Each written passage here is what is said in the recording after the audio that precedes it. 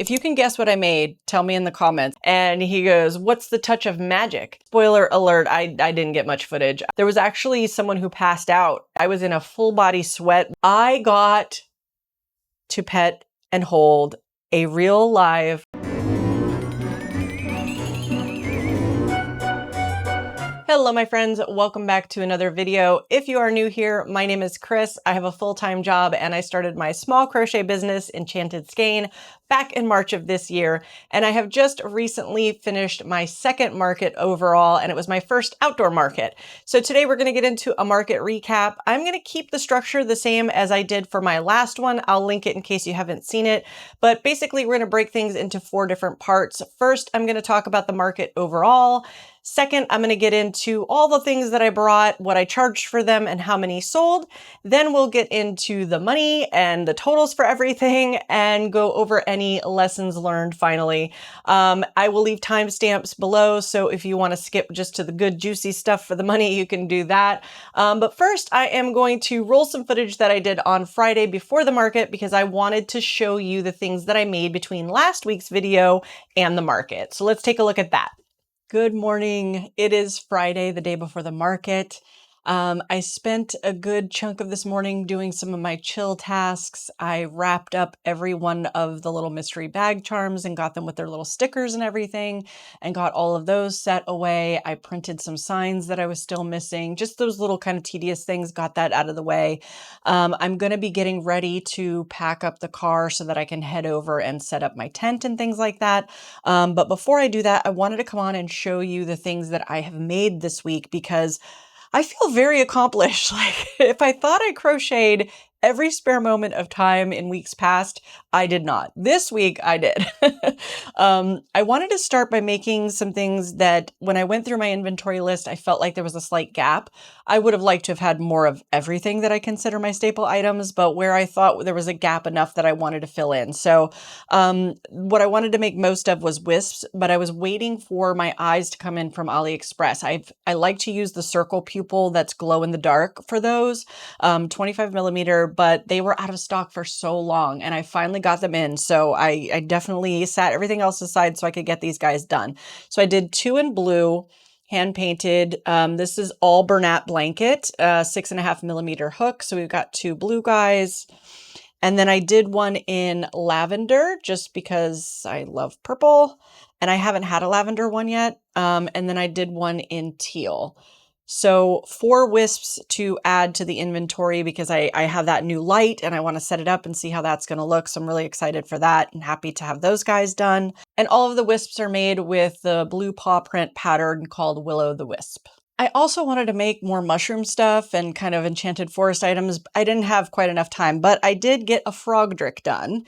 And this is a pattern by Channels Crochet. He is 100% Naughty Pony. Well, he's 99.9% Naughty Pony. The top of the mushroom is Juicy Couture that I got when Joann's was going out of business. But, and he's also weighted. I love this little guy and he got a lot of attention at the last market. So I'm happy to have gotten at least one of this guy done. I did try a few new patterns. I wanted to do some Christmas pickles and everybody seems to love pickles. So I grabbed the free pattern by All From Jade off of Instagram and made this little guy. He is also Juicy Couture, the kind of glitzy green color. Juicy Couture for the top, and then this is Naughty Pony. All of my Naughty Pony stuff is a 5.5 millimeter hook. I didn't enjoy making this and I just made the one. Then I had a pattern bundle that I bought a while back. I thought, let me get a couple more Christmassy type items done. I made The Grinch by Madeline Mako. So he came out super cute. This is Naughty Pony, Juicy Couture for the heart, and then Parfait Chunky for the darker green accents. So he's all set for market as well. But my main focus for this week was Showstoppers. I didn't have a single showstopper that I could put on my table. I think I already mentioned that. I was out of dragons, and actually my last 2 even smaller dragons sold on Etsy this week. So I'm grateful for the sale, but I was kind of like, oh my gosh, I'm running out of stuff. I have stuff, but you know the feeling. Anyway, I wanted to make some Showstoppers. And when I tell you, I got into these things, I was so into making these. I can't even tell you. I had so much fun just letting my creativity go out of this world. So I made two of my favorite patterns, two of my favorite things. If you can guess what I made, tell me in the comments. I want to see how well you guys know me. But if you were going to say a forest guardian, you would be wrong. You would be wrong in that I did not make a forest guardian, but you would be right, I guess, in the fact that I did use the forest guardian pattern and I made what I am calling a frost guardian. The forest guardian pattern is by Squishy Stitch, and it is one of my favorite things to make. Let me introduce you to my frost guardian. So she is made with Naughty Pony 5.5mm hook. These are the hand-painted safety eyes that I made in my video on how I paint safety eyes. I used a little bit of Parfait Chunky Glitz in the horns as well as in her tail, which is a snowflake, if you can see. There's so much to unpack with this because I did so many things. So I don't know if the camera picks up, but I have embroidered in actual crystals. So these are all glass crystals. She has a little crown that's made of snowflake shaped glass crystals.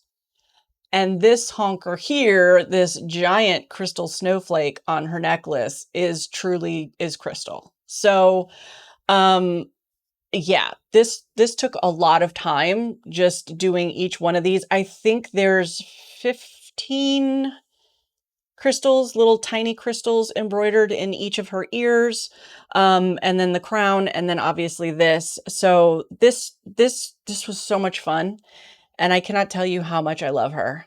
I'm unsure of what to charge.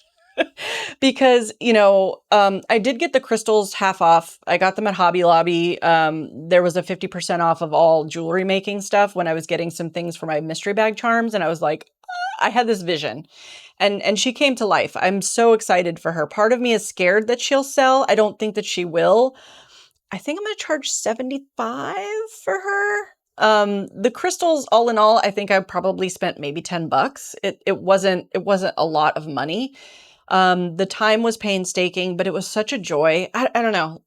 Yeah, I might be off, but she's small, you know, she's a petite little girl. So I don't think that, you know, she's $100 or more. I don't know, but my gut is telling me 75.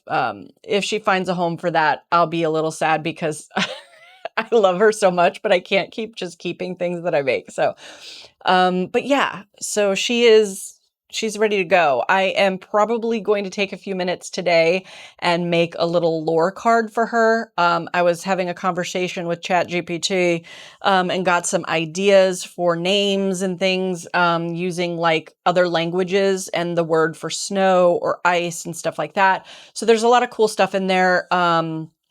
If I'm going to give my hands a break and not crochet this evening, then I will probably come up with some kind of little lore card for her. But I love her so much. She's precious. I hope you guys love her too. All right. And last but not least, and possibly even more fun than making the Frost Guardian, is this next one. And again, another one of my favorite patterns. If you can guess it, if you said a willow dragon, you would be 100% correct. But I made a gingerbread willow. So this is the Loops and Knots Crochet Sarah's pattern that I love. It is my absolute favorite dragon pattern. And these are hand-painted eyes. They're kind of an iridescent white. I sewed on these little, they're essentially like beads or buttons, candies, but they're all sewn on. This yarn for the horns is Parfait Chunky. The fur is Loops and Threads from Michaels, that 3-strand stuff, but I left it 3-stranded because it was perfect for that. The body and the white trim and everything else is Premier Basics chenille. And so this is kind of to give you a full view. There's a little holly as the tail piece at the end. And yeah, so this is him. These stars at the top of the tree I'm going to zoom in. I actually made those with resin. There's 4 pieces to this that I put together, but I had so much fun doing it. And let me show you the most special thing about this guy.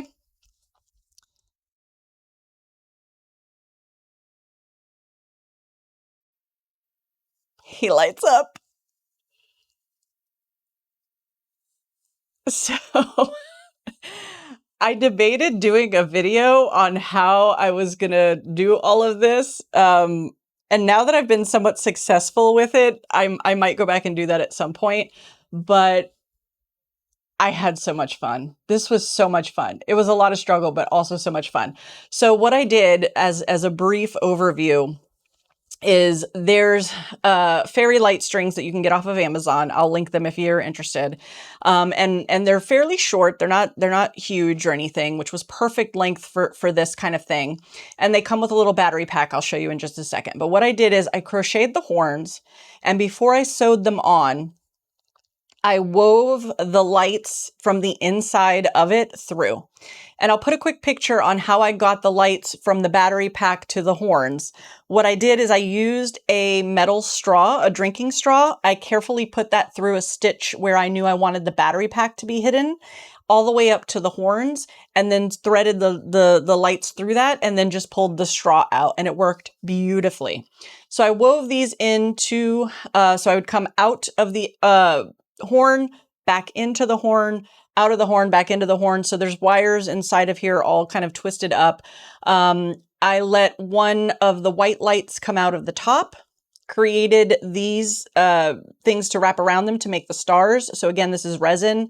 I basically had a resin star mold and a decorative star mold. I put those two together, used my nail drill from my nail tools to hollow out a spot for the light to go in, and then I resined the light into it. After I got it all fed through and I knew everything was working, that's the last thing I kind of glued on top using resin.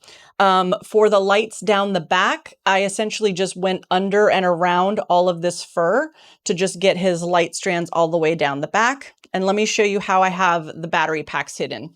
So I just created a panel and stitched it on top of the wing.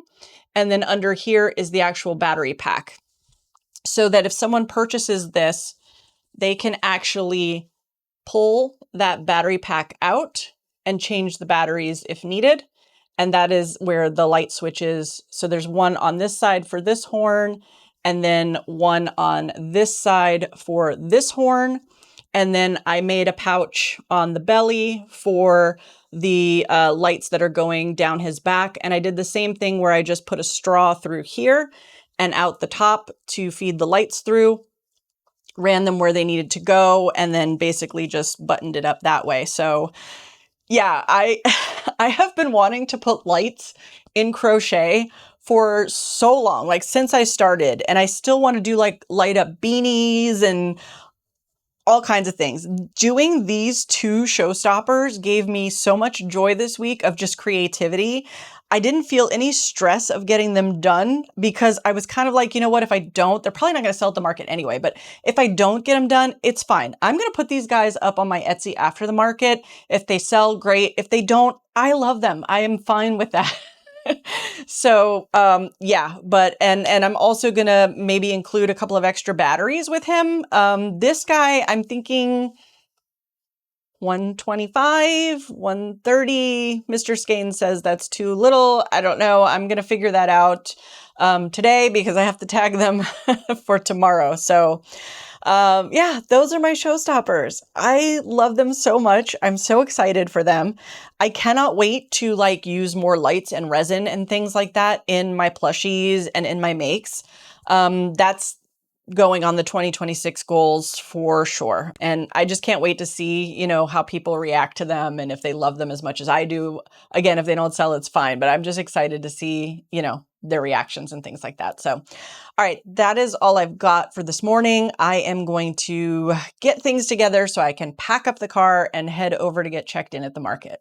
All right, let's get into some info about this market. So as I mentioned in that clip on Friday, I was able to go in and set up my tent and my tables, and I brought in my tote that has all of my fixtures.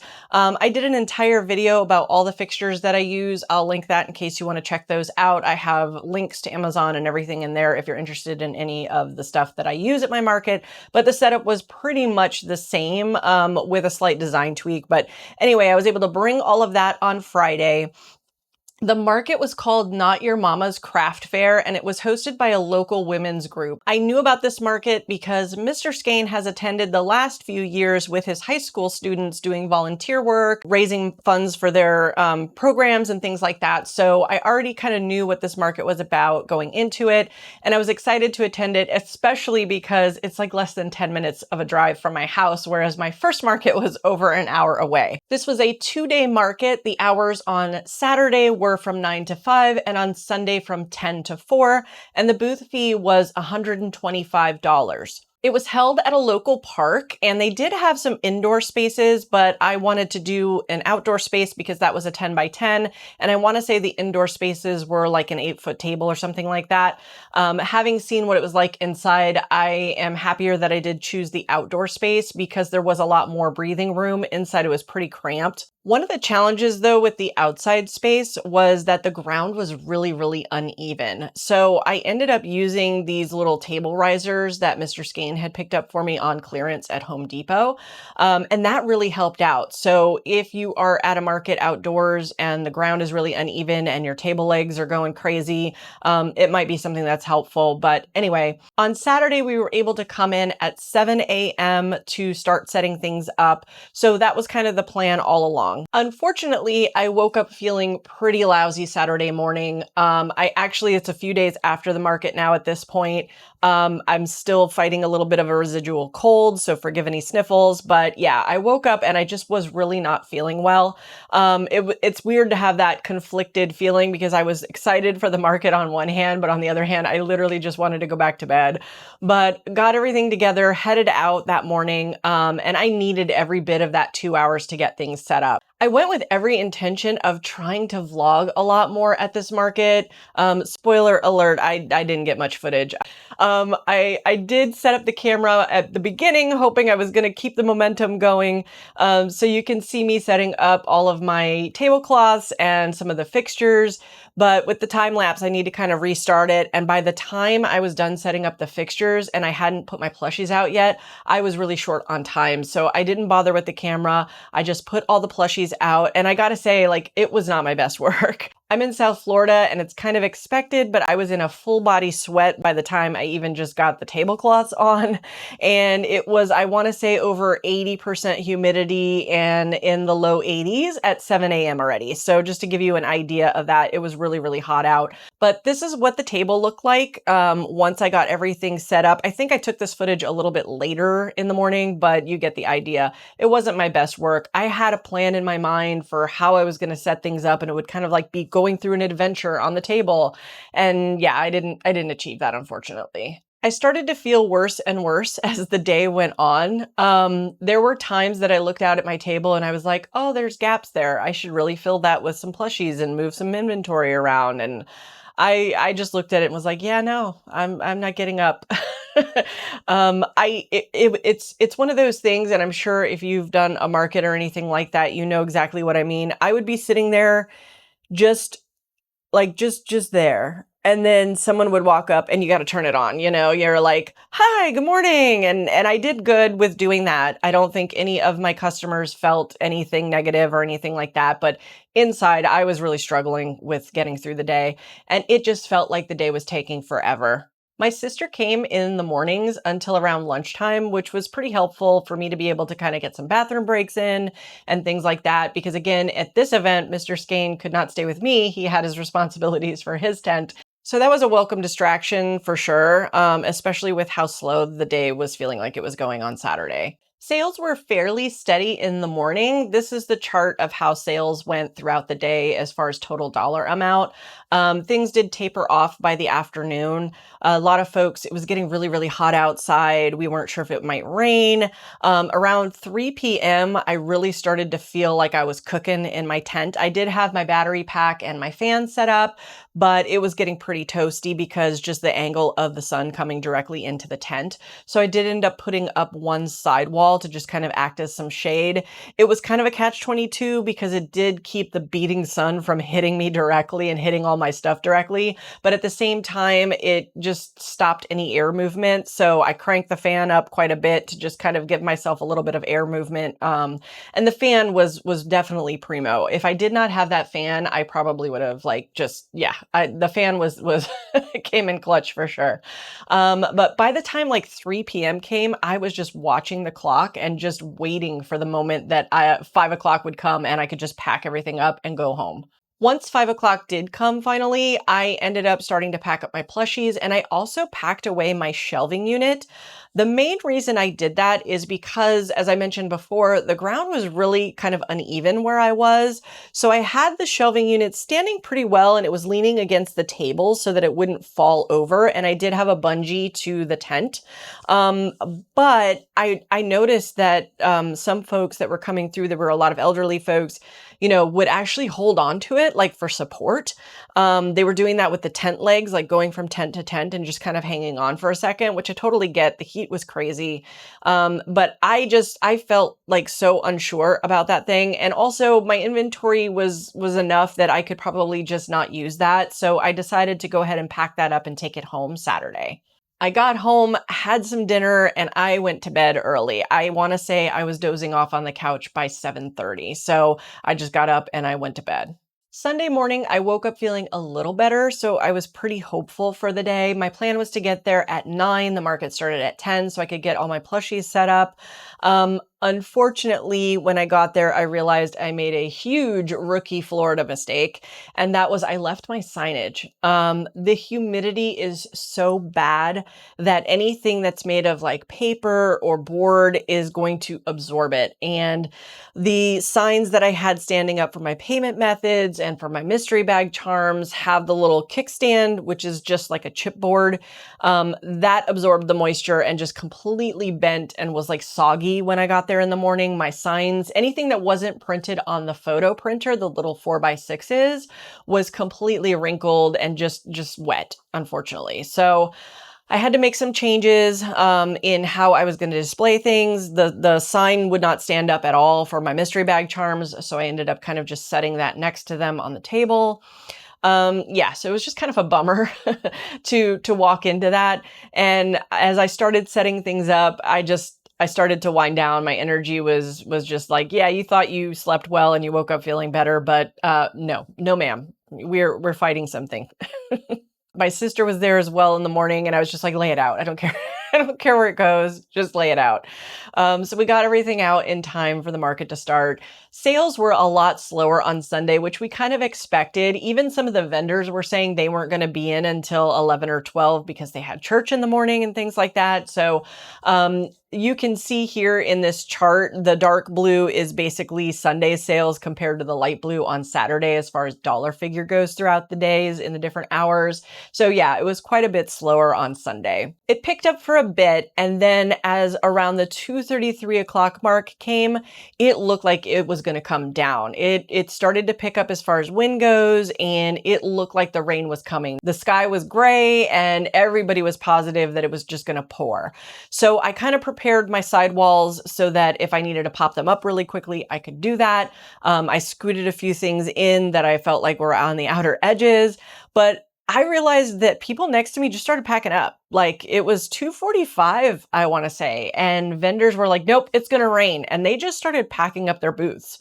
And I kind of get it. People just started leaving. I think I had maybe 1 or 2 sales after the 3 o'clock mark, and all of those were volunteers or vendors. None of them were actually customers walking through the market. Around 3:15, it looked like it was really going to come down. So what I decided to do was not pack up because I don't feel like that's right, but I was going to just make some modifications. So what I ended up doing was Things like I went over to my little coop where I keep my chickens, and I took the chickens out, set them on the table, took the coop back behind the table where I was, and did my little disassembly and got it into my tote. Same thing with like my tuxedo shelf. I ended up pulling some things off and just setting them on the table. No fixtures up, but all of my product was still on the table. So if someone did happen to come by and want to purchase, they could do that. But come like 3:15, 3:30, look to my left, look to my, like there was nobody, like the vendors, some of them were gone already. And it actually never ended up raining. I want to say it was just before 4 that I finally started sticking some stuff into the bags as far as the plushies go. Anything that I had duplicates of that were still out on the table, I just went ahead and started putting some of those away. I was desperate to kind of get home at that point. I was really feeling lousy. I did my best to eat and drink throughout the day and all that stuff, but it was so hot and so incredibly humid, especially on Sunday. There was actually someone who passed out at the market. I don't know if it was a customer or vendor or what, but someone passed out and succumbed to the heat. So yeah, it was just rough as far as how I was feeling. I'm born and raised in Florida, so generally it doesn't bother me as much, especially if I have a little bit of fan. Like if I have something just giving me some breeze, some air movement, I'm usually fine. But I think it was just the combination of the pressure in my head and how I was feeling and the heat that it was not a good combination for me. I will say that the people that attended this market were fantastic. I got to meet a couple of other crocheters. If I had $1 for every time someone said, "Oh, another crochet booth," I would probably made more money off of that than my actual sales, because I heard that all day, both days. But what was pretty cool was they still stopped in and looked around because I had stuff that was different than a lot of those other crocheters. I met these two sisters. They've got to be teenagers. I didn't ask. I don't know exactly how old they are, but they're fairly young. And it was so inspiring to see their work and the stuff that they're doing and being so young and already starting their own business. And yeah, so it was really cool. They struggled a little bit with sales, but it was really inspiring to see them being so young and already doing so much. So that was really cool. And a lot of the customers were great. I had a lot of great interactions. I got to pet and hold a real live opossum. I had a woman come in on Saturday and she purchased an opossum plushie, and she was saying it's going to be a friend for her possum at home. And I was like, "You have a possum? That's so incredibly cool." She said, "Yeah, it's a baby. I found it. I think it fell off of its mom or something, but it was just there. So I took it in and I've been feeding it and all that stuff." And then she came back on Sunday and brought it to see me. So I was able to hold it and we took pictures with it with one of the other plushies and stuff like that. So that was an incredible moment. I've never had that opportunity, and that was awesome. Also, I had some people coming in that were really kind of, I don't know, it was a little bit different from the other market. The other market felt very much like a shopping experience for people, whereas this market felt like people were just trying to socialize in the community. So that was really cool. I had one gentleman come into the booth and he was reading my sign. You know, my tagline says "handcrafted crochet with a touch of magic." And he goes, "What's the touch of magic?" And I said, "Me." And he just started laughing and he was like, "Well, with your hair color, I believe it." And I said, "Well, good." So, you know, just really cool interactions and stuff like that. It was just a shame that it was such a roller coaster for me, because I would perk up and have these great moments and then immediately follow by a crash of not feeling well. So yeah, but anyway, let's get into what I brought and what's sold. All right, I'm going to be looking at my computer so we can kind of zoom through this like we did the last time and get through everything. Let's start really quickly with those two Showstoppers. So I lovingly named my little dragon Cindermint. He did not sell. He was $125. The Frost Guardian was $75. He also did not sell. I brought my one alien for $12, which did not sell. I brought 3 axolotls. I had 2 in pink and 1 in teal for $10 each, and all of those sold. I brought my baby Demigorgon that I had left over for $15, and that sold. I brought two baby forest spirits, one in lilac and one in rust, and the rust colored one sold. This was kind of funny because the little boy was like desperate to buy something and he's like, I want that Pokemon. And the mom says, I don't think that's a Pokemon. And I said, he's a forest spirit, you know, he lives in the enchanted forest. And he's like, that's a Pokemon. And I was like, okay, hey, if you think that's a Pokemon. And he grabbed the lilac one first, and the lilac one has 2 little points and the rust one has 4. I just made them all different when I made them. And he goes, no, I don't want the purple one. I want the red one because that one's evolved because it had 4. So his mom was like, whatever. So he did purchase that. Those were $35. So the rust one the evolved one was sold. I brought 8 rainbow caterpillars for $10 and 4 of those sold. I brought the chanterelle mushroom for $18. That did not sell. A chonky cat in mauve for $15. That did not sell. I had my 3 Christmas mushrooms for $15 each, and 2 of those sold. It was the one that looked like the Christmas tree and the one that had the big red hat on. I brought the Christmas pickle for $7 and that sold. I brought my 3 dragon snugglers for $30 and none of those sold. They did get a lot of attention. I realized, you know, after talking to folks at this market, that people don't know that they're dragons. They don't realize what they actually are.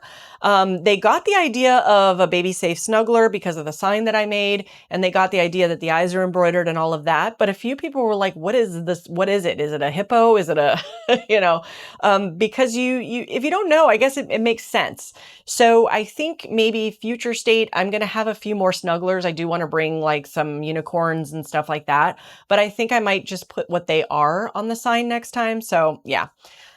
Fidget worms. I brought 7 that I had left over from the last market for $5. All 7 of those sold. They were a big hit. Five Nights at Freddy's Freddy Bear. I had 2 of those for $25 and both of those sold. I brought a Frogdrick for $18 and he sold. I had 8 Googly Eye Monsters for $7 and one of those sold. I had a Grinch for $12 and that sold. I had my hippopotamus with the Christmas stuff on for $25. He did not sell. I brought 3 loaf cats. 2 of them were $15. One was $18. That was in a variegated purple and the $18 one sold. I had 3 Mabel chickens and 2 of those sold. I had 3 Monty the Moths at $12 each, one brown, one gray, one purple. The brown one sold. I had a Mothman for $10 and he did not sell. I had my smaller mulberry for $18. He did not sell. And unfortunately, he was a casualty of the market. Someone knocked him over and he hit the corner of the table just right that his eye cracked. I don't know if you can see it in this photo, but that was super unfortunate because I really do love him. I'm debating whether he's going to become some kind of pirate of the forest, and I will give him an eye patch and change things up that way, maybe give him a new head, or just, you know, I don't know. So yeah, that was unfortunate. I brought 2 Mushy Boys for $8, one in yellow, one in red, neither sold. I brought 8 Mushy Pops and 5 of those sold for $7 each. I had 5 baby opossums for $8 each, 4 of those sold. I had 5 in the slightly larger size for $12 and 1 of those sold. And then I had a jumbo for $18 and he did not sell. I had 2 opossum snugglers, one in a medium size for $22 and one large for $30. The medium size sold for $22. I brought 3 speckled owls and 1 of those sold. I had my purple pup, that scratchy thing that I didn't really love, but someone else did, and he sold for $18. I had my rainbow bird from Crochet Roulette for $20, and he sold. He got a lot of attention. People love that rainbow yarn, myself included. I had 2 small rats for $8, and those sold. I had 1 medium rat for $10, and it sold. I had 1 raven for $8, and it sold. I had a Santa Claus for $15 and it sold. I had my sea monster for $22 and it sold. And several people called it a baby dragon, which was fine. I had my sitting bees. I had brought 5 of those. One of those sold, and it happened to be to my sister, and kind of lucky that it was to my sister because I messed something up when I put the inventory in and it rang up for $5 and was supposed to be $10. I was able to fix that in Square using my POS when I saw that that happened, but I gave it to my sister obviously for the $5. I had 3 spiders, one in black, one in mystical, and one in mauve, and all 3 of those sold. I had my 3 splooting cats in black, gray, and white. All 3 of those sold for $30 each. I had 2 splooting deer in the smaller size for $25 and one in the larger size for $30, and all 3 of those sold. I had a small forest sprite for $7. It did not sell. I had 2 medium for $12. Those did not sell. I had 4 Stardew shaped chickens and 2 of those sold. I had my tiny hippo for $12. It did not sell. I brought 4 toads and the speckled one sold for $10. I had Tofu the cat for $25 and that sold. I had 8 glow eye wisps and 2 of those sold. And then we get to my mystery bag charms. So I brought 20 mystery bag charms because those sold out the first day in my last market essentially. And I only sold 4 this time. And I had a few people kind of desperate to know at least I'm going to get a cat or at least I'm going to get a whatever. I've seen other people do that. I would love to get you guys' comments. For me, I liked the fact that I don't know what's in there because I can't feel pressured to try to guide them. So when I wrap them in the tissue paper and I put them in the boxes when I get there. So I don't know what's what. And I genuinely don't know what's what. And you can't open the box and peek in to see what's what because it's wrapped. I liked that approach because I felt like it took the pressure off of me, but I also know that I could have had a few sales if I would have known like somehow that these are the cats, these are the whatevers. So let me know in the comments what you guys think. I love your opinions. I value them very much. And I feel like maybe I should do that, but I don't know. It also kind of takes the mystery out. I don't know. Let me know what you think. But those didn't sell as well as I anticipated. It's fine. I'll have them for next time. But yeah, only 4 out of the 20. And those I charged $12 for. I also brought 6 mystery bag charms that were Christmas themed for $12 and none of those sold. And then we come to the star of the show, the minis. Everybody still loved the mini bin. So when it comes to my minis, I charged $5 each. I brought 5 capybara, 4 sold. I brought 4 chickens, all 4 sold.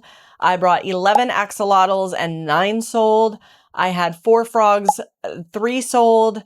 I had 15 opossums and 14 sold. And the only reason one of them didn't sell was because when someone brought him up to purchase, I realized that where I embroidered the nose, it was a little funky. I didn't catch it. It was kind of like where it was going to pull out a little bit. So I told him to go grab another one and I put it away and I intended to fix it and then put it back out. But I was feeling so lousy, I never got back around to it. But I am 100% confident if he was in the bin, he would have sold. I had 15 sitting bees, only 2 of those sold. Those were the most popular last time, but this time not so much. I had 11 rats and 11 sold. I also did have that little mini pumpkin that was like $7, but it didn't sell either. It was not in my minis bin, but it was off to the side. All totaled, I brought 126 items to the market and 65 of them sold, which is roughly 52% of the inventory that I brought. So I was pretty happy with that. All right, let's get into the money. My total retail sales for this market was $1,154. Of that, $719 was paid with card. $422 was paid in cash and $13, one transaction again, in Venmo. All told, I had 83 transactions, so roughly a $13.90, say $14 average sale, which is a little lower than the previous market. Out of that, I will be paying $76.41 in sales tax. I had $24.54 in Square fees. I had 34 cents in Venmo fees, and my booth fee was $125. So my total net for this market was $927.71. I went into this market expecting that it was going to be smaller and probably a little less sales than the first one. And this got way closer than I thought it would. This was only a few $100s less than that big convention center market. So I was really pleasantly surprised at the sales numbers. All right, let's talk about lessons learned and any changes I'm going to be making for any future markets. So one of the things that I learned that I might have already known was that I love the convention center indoor markets compared to the outdoor markets. The outdoor market's fine. I think the people were really cool at this one. It felt a lot more community based, so that was really cool. But when it comes to being able to have everything out, it's clean. If it does fall on the floor, it's not getting dirty. I mean, there's a chance, but it's just like, I feel like the vibe in the indoor space, especially that convention center style space, was just something that I really was thriving in. And I know that I wasn't feeling well, so it's kind of a hard comparison, and maybe it's not a fair comparison.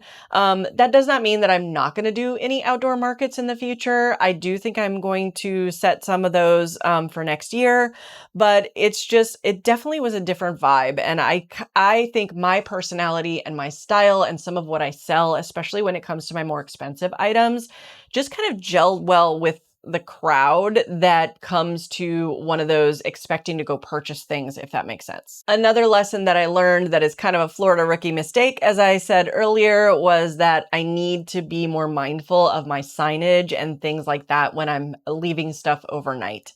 I knew for sure I wasn't going to leave my plushies overnight because that humidity would not have been good for them, but definitely the signage was something that really just kind of like crushed my spirits the second day. So, one of the things I'm going to be doing first and foremost is settling in on what I want my mystery bag charms to be. And that way I can print a really nice on photo paper sign that can go in the frame, and I will know to bring those home in the evening and things like that. So yeah, just a little, should have known, but lesson learned. The one thing I would definitely say is a lesson learned is if I am going to do an outdoor market and I have the opportunity to set up the day before, I need to kind of give myself more time in doing that.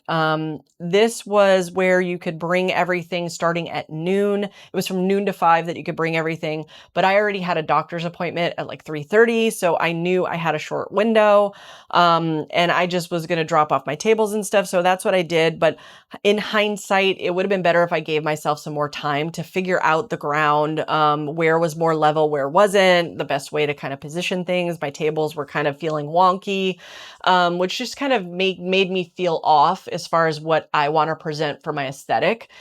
Being sick aside from that, I didn't like how things looked, and that was really disappointing to me.